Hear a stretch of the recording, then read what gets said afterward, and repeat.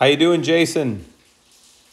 Hey, good, Jocko. How about yourself? Good, thanks. How's the weather? Oh, you know what, Jocko? The weather's pretty decent here today. How about you? Not us. I mean, I'll trade with you any day of the week because we have that hurricane watch. We had a couple of earthquakes today. There's a little bit of flash flood, but I'm enjoying the day. It's going good. We could talk a little hockey. And well, it's not often. It's not often that living in California you trade the weather for Alberta weather. So I'll take it, buddy. Yeah. I sent you a video. Did you see it? I was on a baseball field yesterday. It was the weather was nice, but you could start to see the clouds coming in, and it was a little bit windy, but it wasn't too bad. And so I don't know if you saw the video. Yeah. Oh, I saw the video. Yeah, that was pretty unreal, buddy. Thank you. It was fun. It was a fun thing to try. Yeah, man, it's to hit a hockey puck outside of a baseball diamond, Jocko. That is, I will almost guarantee you, there's not another person in the world can take a clapper 350 feet and knock it out of a baseball park that's got an 8-foot high fence. That's wow. Thank you. I would say that's impossible, and unfortunately for you, I'm pretty sure that your lotto. What do you guys have for Lotto Max, or what do you guys call it? The lottery, California lottery. Yeah, the California lottery. Yeah, you're never going to win it because you hit a puck out of the park. So that's your lottery, buddy. The baseball coaches said the odds are against you because the head coach and the assistant, they watched the whole hour and 15 minutes. And I had one of our friends, his son was shooting too. So we were splitting the shots. So I did it probably around like 40 shots total. And man, that's crazy, buddy. That's honestly, if there was anybody in the world I'll tell you right now, I would have bet against you. I'm sorry, I love you to death, but I would have bet against you in Vegas, man. Well, yeah, he said the odds are against you. And he told me like there's 30 home runs in the last 2 years. I'm like thinking, and then he said that the left field is hard to hit. So then that's where I wanted to aim and really try to see if I can do it. Yeah. I went out I cut the camera and went out to the behind the fence in the outfield to look for the pucks. I couldn't find them. Yeah. And there was like a ground cover, and then there's like a dirt road. So people walk their dogs and they bike back there. And then there's a little, like a hilly down to a creek, a dry creek. But yeah. I stuck my hand in like some ground cover to try to find the puck. And I actually cut my finger. So when I came back for the second home run that I hit, I actually had tape. So I taped my finger. And then I went up and hit again. It was fun. But it was, I had to wash it. I took some water and washed it and taped and then came back up. Well, Jack, that's old school tough because kids nowadays would have been out for 4 to 6 weeks. Really? No. Yeah, I decided to go no gloves, barehanded, and see. I've seen, Jacko, honestly, I watched the video 3-4 times, and I noticed that you had no gloves on, and then it made me giggle, and I was like, Jesus, Jack, where's your gloves? Well, I learned from you the no palms, remember? No palms, yeah. I still have, Jacko, I could send you a picture of my gloves right now, and they have no palms in them. I still cut them out. Well, that's what I said. Well, Jason cuts his palms out. I might as well go with no gloves, and then kind of, it's okay. Yeah. You can feel that hockey stick. Hot California weather. Your hands sweat. It's like playing in a hot stadium. You don't want your hands to slip on the stick. Yeah. That was my second time ever on a baseball field. The thing is, it's a very nice field. It's a college team that plays there. And the field, it's 400 feet. I think that's like they said it's like a major league size field. So it's kind of cool. Yeah, that would be the same. Yeah, they play in a major size field. Yeah. Yeah, but it's well kept. I mean, the grass was nice and just it had some nice seating and everything. The dugouts, everything looked really nice. I was very impressed. Yeah. And the coaches were really nice to be there to let me on the field, which was nice of them. I thank them for that. Yeah. Oh, that's great. They honestly, Jocko, going in, they probably thought you were crazy too. They were like, "What's this guy thinking?" Yeah, I pound a couple pucks, and they're like, "Holy Jesus!" Well, actually might hit a home run with a puck. When I first stepped into the field, you know, and the coach is sitting there in the dugout with a bunch of baseball players, and I'm here with my hockey stick, and they look at me like I'm crazy. And I said, yeah, no, I would like to try to shoot. He's like, well, go ahead. You're welcome to try. So, like, you know, I know what they're thinking. And then when I took my first shot, and they're like, oh, and we're like really cheering me on. It was kind of nice. But that was, remember. Yeah, it's pretty cool, man. Thank you. I should have had a camera in the outfield. That was the one thing. If I could have had it was hard to see them, you know. Yeah. So it would have been nice to have another camera in the outfield to kind of pick up. Yeah, just one of those to watch it go over would have been cool. But yeah. It's just one of those things where it's a cool experience anyway. To be able to do that is crazy. So. Thank you so much. Yeah, I wanted to ask you a little bit about the hockey in Canada. So when coaches coach up there, how many teams are they coaching?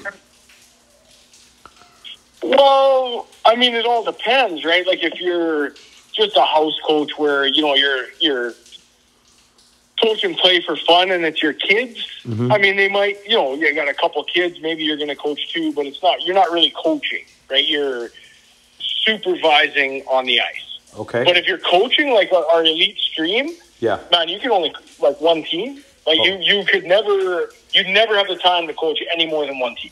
So there's nobody would do two? No, you can't. There'd be no way. You might be a mentor, like where, you know, you're reviewing a practice plan before and helping a younger coach out or whatever, but you're not on the ice with them. You don't have time, Jack, to coach more than one team. Well, in California, they do. We got guys coach 3-4 teams. There's coaches that coach 3-4 teams, not just one club, everywhere. So that doesn't. But how do you commit to a team, Jacko? I don't know. How do you give them your ultimate dedication, where those kids buy into what you're doing, and you expect them, you know, the kids to be there every day. You expect their workouts, their on ice, they're all their stuff that you kind of set your season plan and your expectations and your rules and that. But if you're not there every day, how do you expect them to be committed every day? Yeah, I don't know. I don't know if they miss any games or not. I cannot tell you because I don't really follow, but I do. Jack, you have to. You're coaching 4 teams. It's impossible not to miss games because you're coaching another team. So what does it tell you? If I'm coaching, anyway, they go to the U's now. U15, U18. Say I'm coaching the U15 team, the U18 team, a U13 team, whatever U's you want to give. I'm still in Adam Pee-wee, Bantam Midget kind of guy. Yeah. But say you're coaching 4 of those levels. Right. Well, now I choose to go and coach my 15s or my Bantams today, and I miss out on my 13s and my 18s. Yeah. Well, what does that tell them? I'm not committed. So when I bark at them and tell them I need more out of them, how am I? They're going to be like, "Beat it, nerd! You're not even committed. You don't even show up every day. You're telling us to do something different." Yeah. You can't get the buy-in or the commitment out of the kids. There's no way you could do that, Jacko. I don't know, but that's what they're doing here. But I'm not sure if they're missing games. I cannot say because I don't know. I'd have to ask some of the parents that come over to our place, but I don't know. I can't say. Jack, it's impossible. It's impossible to commit to 4 teams and be full. I've coached my son. I'm coaching my daughter. There's no way. Like it's a full-time commitment for one team. Yeah. Because you're watching game tape. You're watching. Man, there's no way I couldn't commit to an elite stream level and coach 2 teams and do it the right way. I would be cutting corners and there'd be no way I could do it. There's no way properly. I mean, yeah, you can do it, but you're not doing it properly. What about players that play on 2 teams? Is there any Canadian kids that play on more than one team? Not a lot. Well, I mean, affiliated, yes. At the same time. You're only allowed 10. No, you can't. We're not allowed that here. Okay, because so you're allowed to. So if you're say on the 17s team, you can affiliate to the 18s team.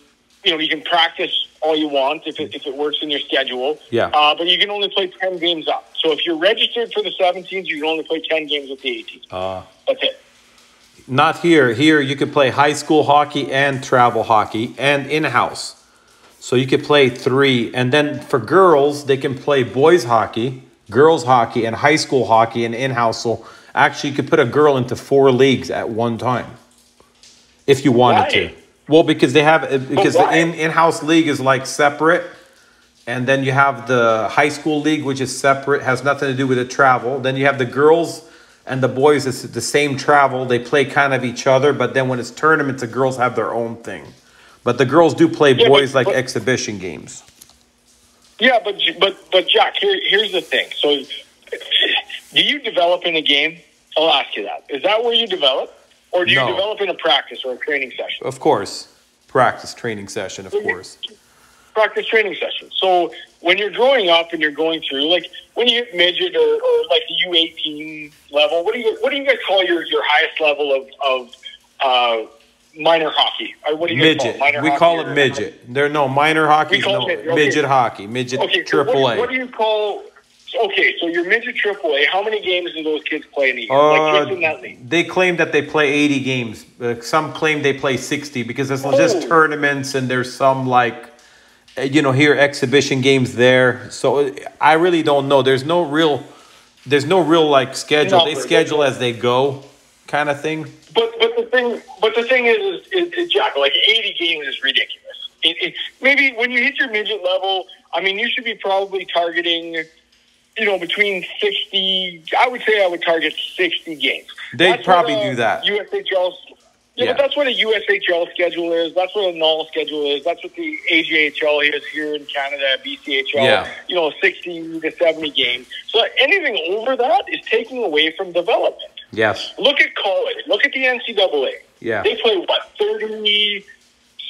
36. You guys, I think 36, no? Or 42? Yeah, something in there. I mean, plus, there's the odd tournament they make it to and whatever, and that's not. So let's just say 40 games. Yeah. Well, why do they do that? The emphasis is on practice and training to get to the next level. So why would you want to play at a young age 80 games? Why not take that money that you pay for flights and hotels and meals and all this shit and not just put it into training? Yeah. They do train a lot, but they play a lot of games. But in Sweden, we used to play 36 games a season. I think the 40 was the max, but I think 36 to 40, somewhere in that range. Nothing over. It was a lot of practices, though. But you're practicing to make it to pro. Yeah. The games are just for the coach to see where he needs to develop you more in practice. That's all it is. But not here. That's not the way they think here. Here it's about how much money can they get out of the kid. It's a little bit different down here. But Jacko, that's wrong. Wrong. That's California for you. And the parents that buy into that, and that's the right way to go. But they don't know hockey. I mean, that's why they would buy into it. I mean, not everybody's a hockey knowledge. Like, if they did baseball or, football, they would be like, you cannot fool them. But hockey, I mean, they could just talk a big game and talk a good talk, and people will buy it.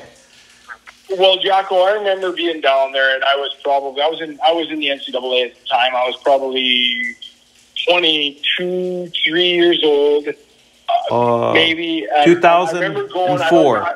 I think it was Simi Valley, and I think that's where we were at. I don't know why we were there, but I was there anyway. And I remember I was standing there, and there was the one mom who was watching her kid, and this guy's teaching her kid. And I'm like, me, Jacko, I'll just talk to anybody. I'm like, which is your kid? And, that one taking a lesson from there because I was disgusted with what this guy was showing. And I kind of figured that was the mom that had the kid, right? Mm-hmm. And just because she was beelining on that. And I remember watching, I'm like, I'm like, what's his qualifications? Like to coach your kid. She's like, he played for the Red Army. I'm like, he's young. Like, man, he's my age. The Red Army's been dead forever.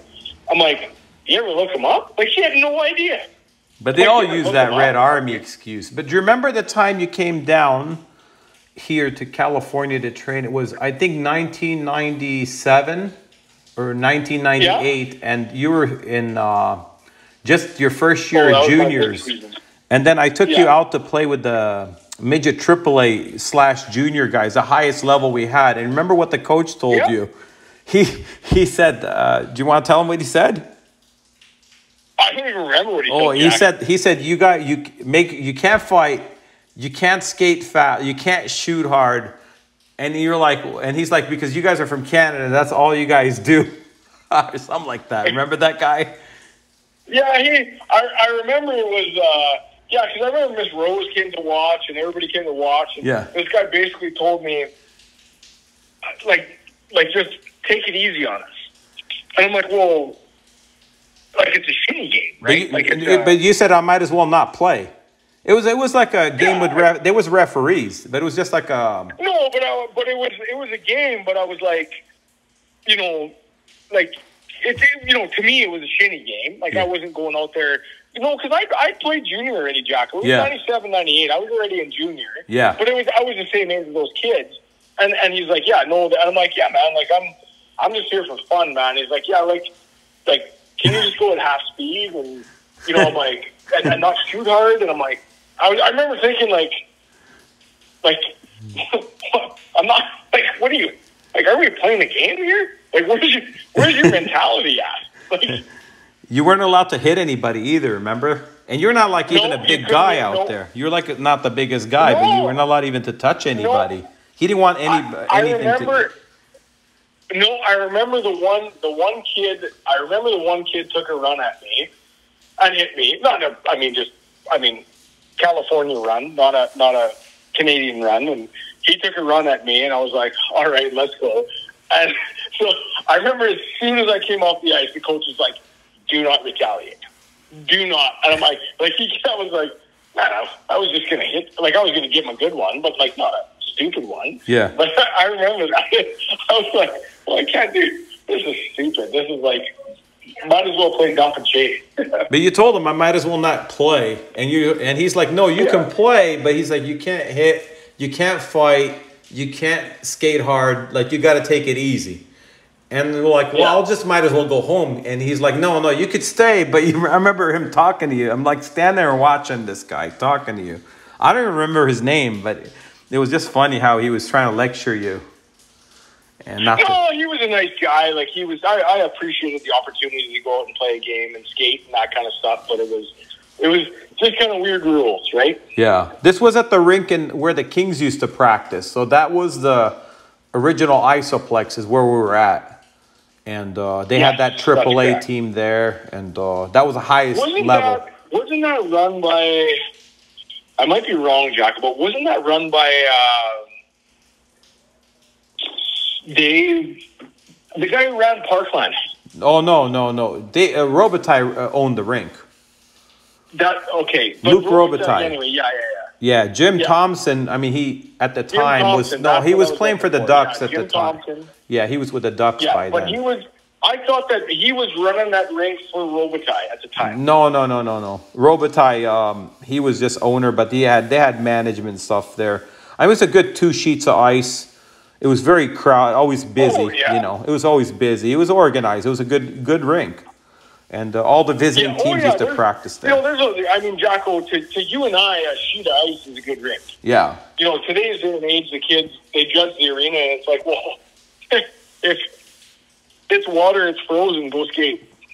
Yeah. But that was... You know what I mean? Like, it's it might not be it's a little rough, it's a little this, where you and I, we didn't complain when we skated at Parkland. It wasn't the greatest ice. I mean, it was good. I still to this day, it was good ice. It was hard ice. Cold. Oh, it was hard. Like, it was cold as cold, but we never complained about that stuff. Oh, no. Kids nowadays, they'd walk into a rink like that, and they'd be like, I'm not going to come skate here anymore. This is not a good ice surface. Oh. Man, third period, overtime, call it what you will, the ice is not good. No. Why are you complaining? You got to play on all surfaces. Yeah. Yeah. We went from the rink to rollerblading.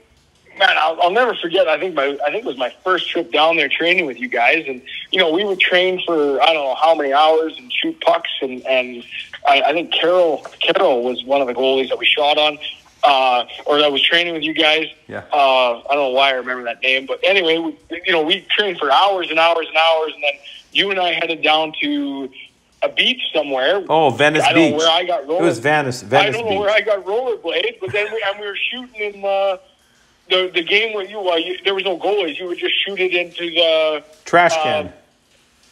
The trash can. Yeah. The trash can flipped down, and we played for hours and hours and hours. Then we went back to your house, and we would go shoot more pucks. Yeah, that was our first time playing beach hockey, right? Nowadays, you tell me what kids nowadays would do what we did. I don't think any. I don't know.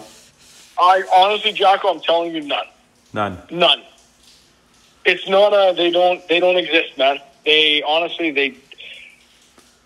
they don't exist. I mean, you hear the stories of Connor Bedard where he just came home and shot pucks for 7 hours, and whether that's true or not, I don't know. But if he did, I mean, that would be the closest that I would say to us, where the kid just couldn't get enough of.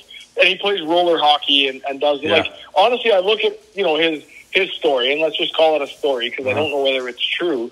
But I mean, that reminds me of you and I. Wherever you could get ice or put rollerblades on or whatever to put a stick in his hand, that's what he did. I mean, we played at Parkland every summer. I mean, that's what we did. We played 100 games every summer in Parkland, and that was the best. Mm-hmm. That was the best hockey we did. And how many times you come down here and train? Like 3 or 4? Oh no, more than that, Jocko. I came down when I was 15. Well, I came down 15, 16, 17.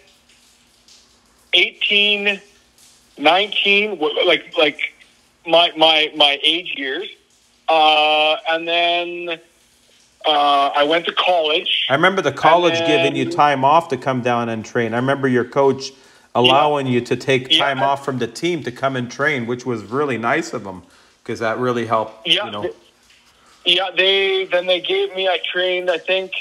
My first summer there, I didn't go down just because I couldn't afford to get there. My second summer, I saved up and came down. And then my third summer, going into my senior year, I came back down again. Well, 7 times. Something like that. Yeah.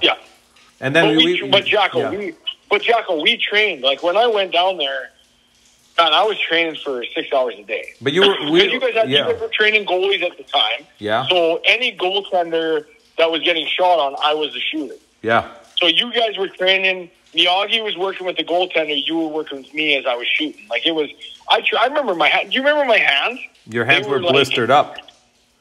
And I don't know what Miss Rose put on my hands, but it hurt like a. Oh yeah. The red vine. It was not good, but it was. But it sealed my hands back up, and I would get through, probably the first 2 or 3 hours with my hands, and then it would crack again, and she put more on it, and I remember crying, and it was. But that's the work ethic that it takes to go somewhere. Yeah. And not that I went to the NHL or anything like that. I just didn't get my chance. You should have been in the NHL. You should have been there. Should have. Yeah. All the politics, all those guys that don't know anything about how to pick players are there working, and now. It's just they don't know what they're doing. I don't think anybody knows what they're doing. They're guessing. It's a guessing game. You know what? I think the teams that win, they know. The teams that don't just have a bunch of buddies that are on payroll. That's kind of the way I look at it. That's what I see. I see that guys feel sorry for certain guys, and they're getting jobs. There's just so many different title jobs now, and a lot of it's just, adding more to the payroll.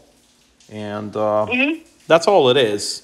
You don't really need an assistant of an assistant to an assistant to run your club. I mean, the main guy can do it if he's smart enough. You don't need all those guys, But that's what's going on. No, you need but I think it's for me, obviously I look at the scouting side of life, and I think those, like I said, those teams that win, they hunt for those. And I look back and the Detroit Red Wings in the late 90s, early 2000s, you look at that team and you look at the players and where they were drafted. Yeah.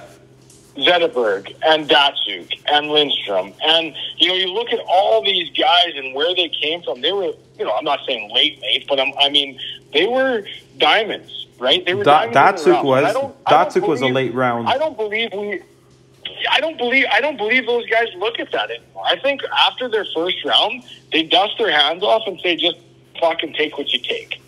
Well, I think good teams, Colorado is one of them. I think Colorado's got probably the best scouting staff in the league. I think Detroit with Yzerman back in there, you'll watch them. They'll be 2-3 years from now. You'll see them right up there with Colorado and fighting for it. There are teams out there that are I think converting back to the old way where you hunt, right? You hunt for your player. You find the right guy. It's not just a matter of putting a name on the board, and it doesn't matter whether he pans out or he doesn't. We'll just find another guy, and we'll just let them develop, and they'll do it. I think the teams that are doing it right, and like I said, Colorado is obviously one of them that. I mean, that's a team. Like, drafting Cale Makar out of the Alberta Junior Hockey League, which is local to me, in the number 3 position, that's a scout. Like, to me, the guy that does that, and that's a big set of gonads to say, hey, a guy playing Tier 2 Junior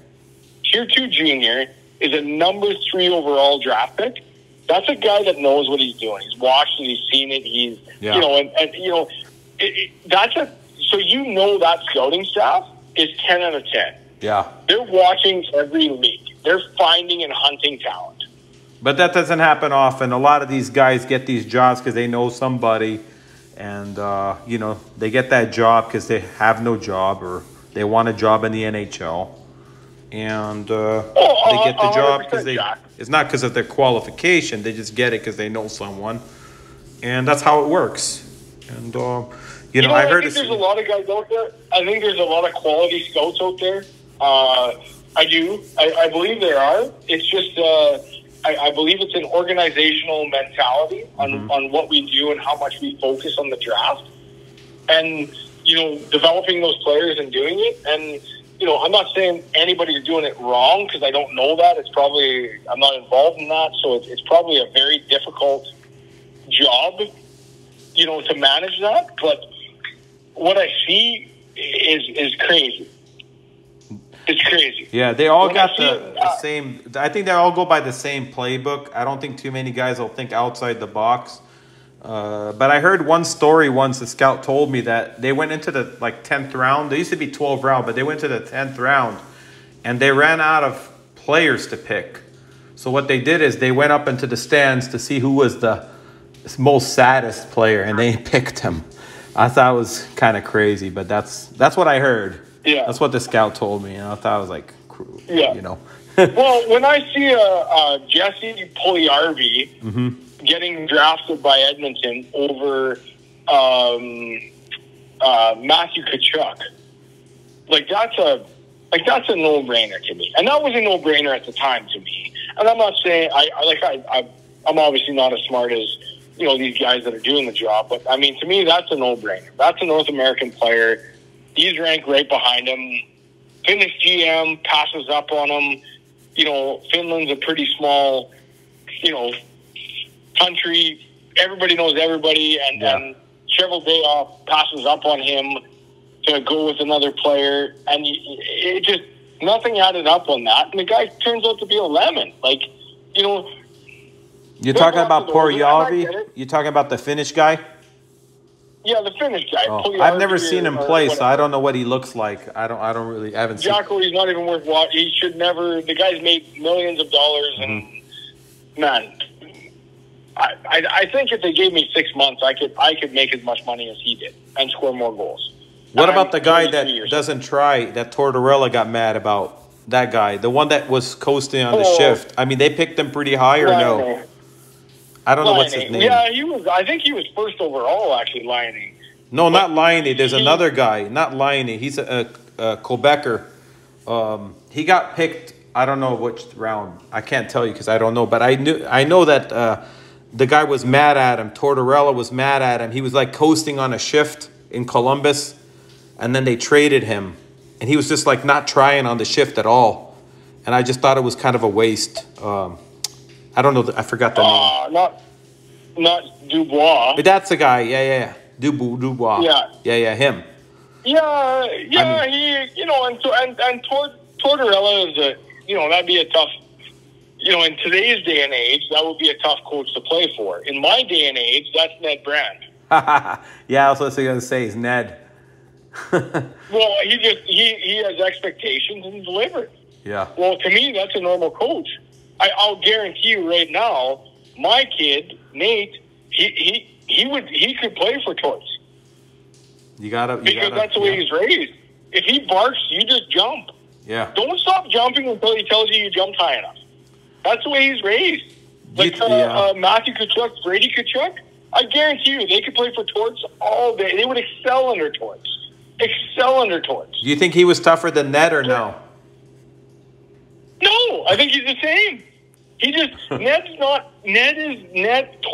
Tortorella, Ned Brand are the same character.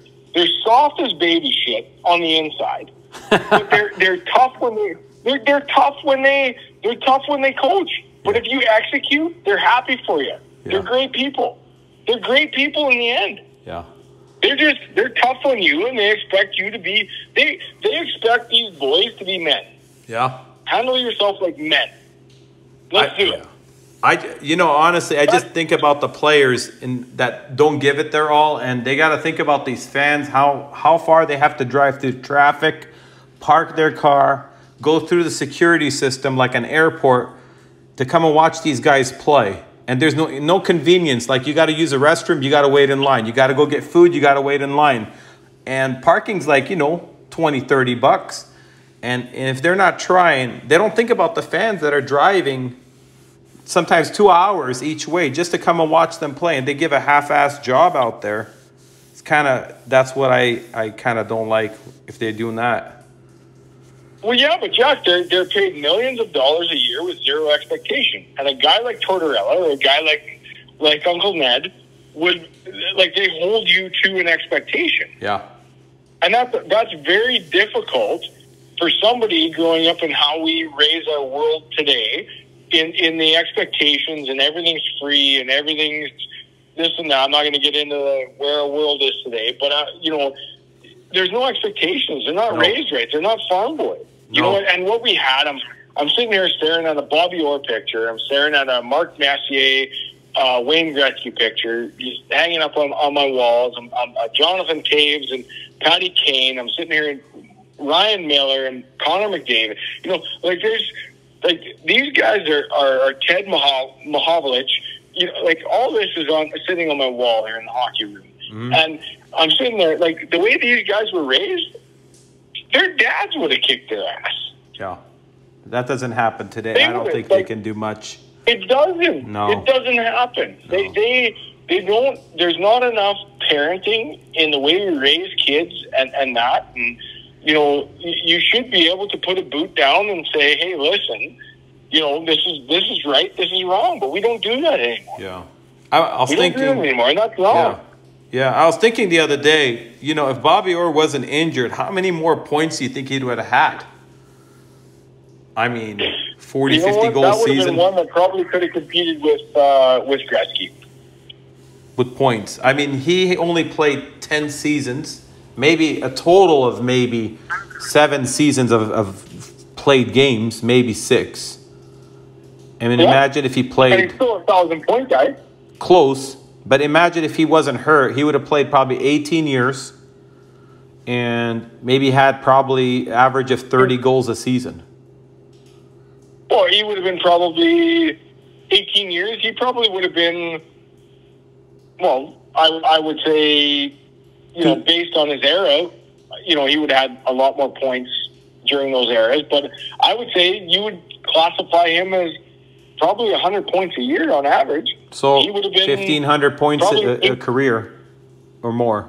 Yeah, 1,500 points. He had almost 1,000 points in his just short career. So say double that. And then maybe 500 plus goals, maybe 600 goals for defense easily because he almost had 300. But think about it. He's a defenseman. And a defenseman. Yeah. Defenseman. Yeah. But he could skate. He was a forward on the back end. He is, in that day and age, he was an Erik Karlsson on the back end. But with a better plus like minus. a forward or the back. With a better plus minus. With a better plus minus. And I'll tell you what, I got one coming up here in this area that, I mean, he's not a Bobby Orr, but he plays a lot like him, and it's Ryder Naim. Mm-hmm. He's a talented young kid, and he's a defenseman, right shot, and man, that kid's going to turn heads one day. I'll tell you that right now. They don't like him. Every coach tries to tell him to play forward. Uh-huh. And I said, no. I've talked to his dad. Well, you remember Sal. Ryder was in skating camp. Oh, yeah. I remember him. They try. He's a beautiful skater. And they always try to tell him to play forward. And I said, no, he's a defenseman. He's a defenseman. Yeah. Just leave him there. What do you think? And now yeah. He's going to be a player, that kid. What do you think if Bobby Orr had no two-line pass? Oh, jeez. That completely changes the game. I mean, he probably would have had more points. Oh, 100%. Yeah. And Mario Lemieux is another one. I think if he wasn't injured, I think he would have probably been right up there with Gretzky in total statistics. I think the game itself with no two-line pass completely changes statistics. Yeah, I have to agree. Completely changes the record book. Yeah. Absolutely 100%. But I think they changed the rules so that they can change the record book. I think it has to do with the sticks. Because the sticks are so expensive, they got rid of the clutch and then grabbing because the guys were breaking the sticks quite a bit when they first got in. I don't know why they changed it. I don't know. I don't agree with it. We've had this discussion, Jacko, a million times, and I don't agree with it. I've always said, I don't agree with the guy, at the face-off circle just being like, hey, who's tougher? Let's go at this. I don't agree with that. But I agree with you want to take a liberty on my top-end guy? Let's go. That's what I'm here for. Yeah. I agree with that. So taking that away, like the Alberta Junior Hockey League, actually not the Alberta, like Canada Junior Hockey League Tier 2, has went to full cages. Oh, yeah. Going forward. That's not good. That's bull. Yeah. No, Jacko, so my argument is, and I would request from every one of your listeners, your fans, your everything, for everything. So how is it possible that in Canada, the WHL, the QMJHL, the OHL does not have to wear full visors, but Tier 2 Junior does? Where's the equality? We want to talk equality in the world? Let's talk equality in hockey. Get rid of the face mask completely. Get rid of visors. I think it's just helmets are enough. I don't care, but make it consistent. Yeah. If the Alberta Junior League is going to this, if Tier 2 Junior is going to the full cages, so should Tier 1. If there's a safety concern or a whatever concern on this, which there never should be, because the NOL isn't, the USHL, like everybody else isn't doing this from a Canadian perspective, man, I'm telling you right now, this is wrong. Well, who's running the league? That's wrong. The guys in charge. The new guys, whoever they are, don't know the game. They're just making these rules. You know what? The voice of the people standing up and saying this is wrong is greater than anything. And this is a thing that we're not addressing right now, and that should be like, Jacko, think about it. When you were playing, put a bubble on you. I hated it. Right. I hated it. My mom bought me my first visor when I was 14. So I used to play with that in the pickup games. I was 14, used to wear a half shield. That was my mom who said, you can wear this one, son. I said, all right. Thank you, Mom. She bought me one of those iTex half visors. Mm-hmm. And But that's right, Jacko. That was the right way to go. Thank you, Mom. Yeah, but this is where we're at right now in Canadian hockey. U.S. hockey is not changing anything. And you look at this, and honestly, if I was USA Hockey, I would be making fun of Canadian hockey right now. I would be poking holes in Canadian junior hockey right now because they're wearing bird cages. Yeah. I would absolutely be just dusting them. I would be like, this is where you're at? Like, Not good. you got pillows on your hands. You got, there'd be so many chirps, Jack. Yeah. So many chirps. It's not good. They This need to is go where back. you're at. This is where you're at for Canadian hockey. Like, you guys are the hockey nation, and you're going to cages. Like, I honestly, if I was USA Hockey, I would absolutely be burning them as bad as I could Yeah. on social media. Yeah. Terrible. I would be, oh, Jacko, it's, Yeah. how do you do it? Yeah. How do you play the game? Can't- How do you actually play the game where you can't poke a guy in the nose? Yeah. It's crazy. It's changed, can't. you know. That's what I see, a lot of rules. Yeah. But Jack, it hasn't. Yeah. We're trying to change it. Let's not change it. No. Leave it. Leave it the way it is. Don't add more protection. Don't add more stuff on because it's just going to get more dirty with the stick work. It's what it does. It becomes a hack and whack match. Absolutely. I know, yeah. Don't get rid of the fighting. Keep it in there because it'll straighten people out. You know what? I know when I went to Europe and I played, there was a lot of stick work. Oh, yeah. A lot of stick work because they didn't fight. Yeah.